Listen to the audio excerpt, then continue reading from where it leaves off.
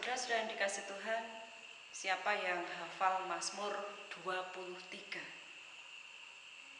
Pasti semua akan angkat tangan, karena saya yakin semua pasti hafal dengan Mazmur 23. Ayat ini sangat populer, bahkan anak-anak sekolah minggu pun hafal Mazmur 23. Banyak orang memasang hiasan dinding yang isinya tentang Mazmur 23. Saya yakin semua hafal. Yang belum hafal, ayo kita semangat untuk menghafalkan. Tetapi tidak hanya dihafalkan, sekedar dihafalkan, tetapi kita hidupi. Mazmur 23 ini sangat penting dan akan sangat menolong kita pada situasi sekarang ini.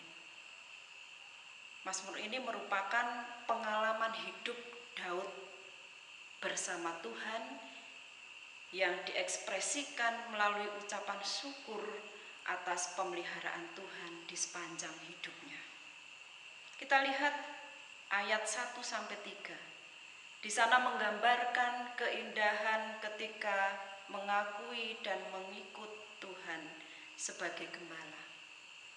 Orang yang mengikut Tuhan di situ dikatakan tidak kekurangan. Dia akan dibaringkan di padang yang berumput hijau, dibimbing ke air yang tenang, jiwanya disegarkan serta dituntun di jalan yang benar.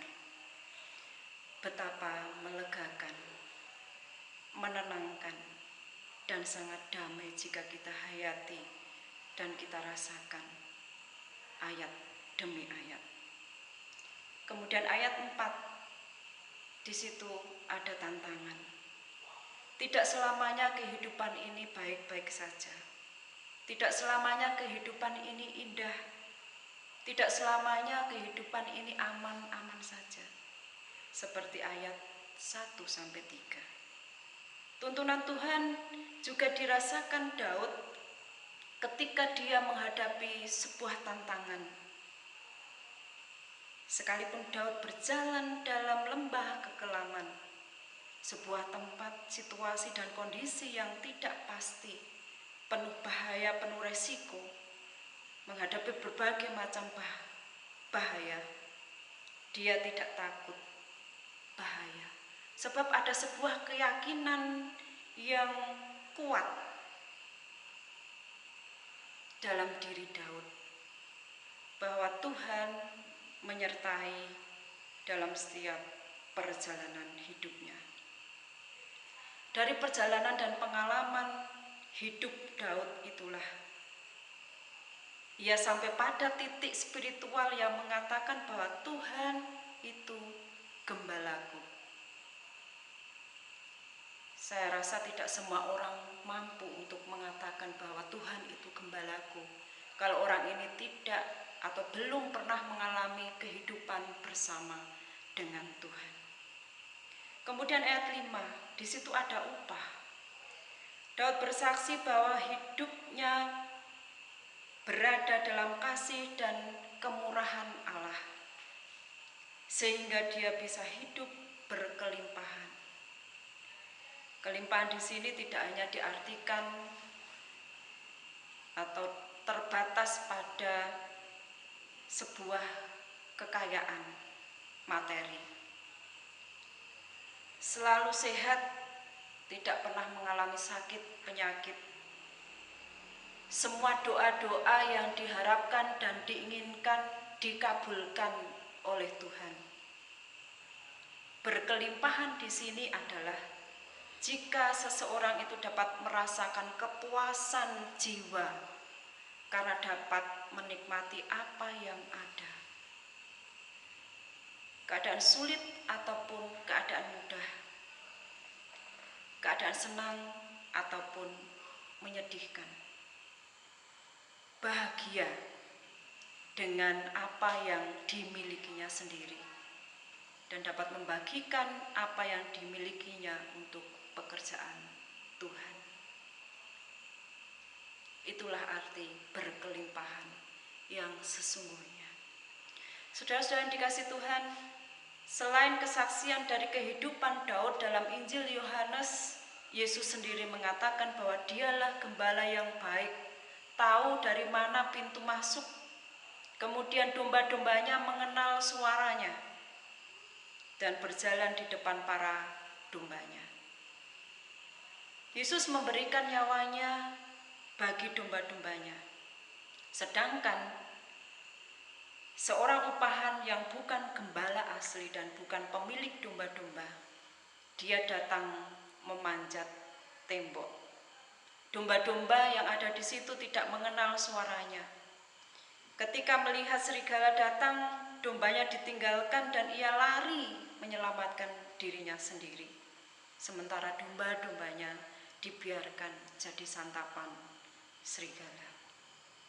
Saudara-saudara yang dikasihi Tuhan, setelah mendengar kesaksian Daud yang mengakui bahwa Tuhan Yesus adalah gembala dalam hidupnya, yang menuntun dan membawanya dalam kebenaran, serta mendengar dari Yesus sendiri bahwa dialah gembala yang baik, secara pribadi sebutan apa yang dapat saya dan saudara berikan kepada Tuhan Yesus, khususnya di masa-masa sekarang, dengan setiap perjuangan dan pergumulan kita? Apakah kita mempunyai pengalaman spiritual seperti Daud, sehingga kita dimampukan mengatakan bahwa Yesus adalah gembala kita? Atau kita menyerahkan diri untuk siap dipakai Allah menyatakan kebaikan Sang Gembala pada orang lain? Saudara-saudara dikasih Tuhan, banyak saudara-saudara kita di luar sana, bahkan mungkin termasuk kita sendiri, mengalami kekurangan.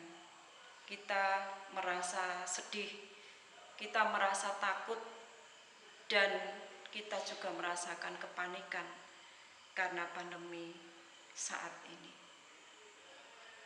Kita belum dapat bertindak banyak seperti gereja-gereja lain, gereja-gereja yang besar, untuk memberi makan ribuan orang tiap hari.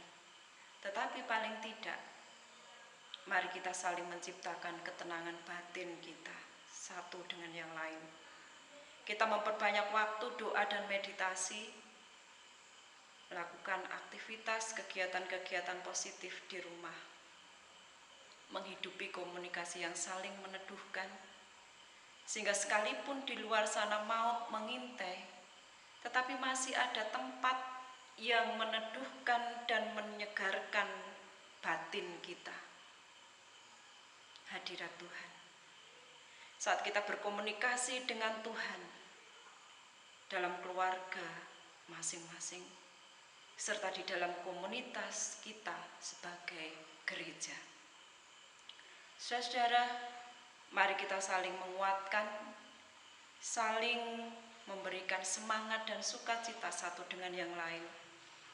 Dengan demikian kita dapat menyatakan bahwa Tuhanlah gembala sejati yang telah meneladani kita untuk menyatakan kasih yang sesungguhnya, seperti kehidupan jemaat mula-mula, sehingga terjadi mukjizat di tengah-tengah pandemik yang sedang terjadi saat ini. Tuhan memampukan dan menolong kita. Amin.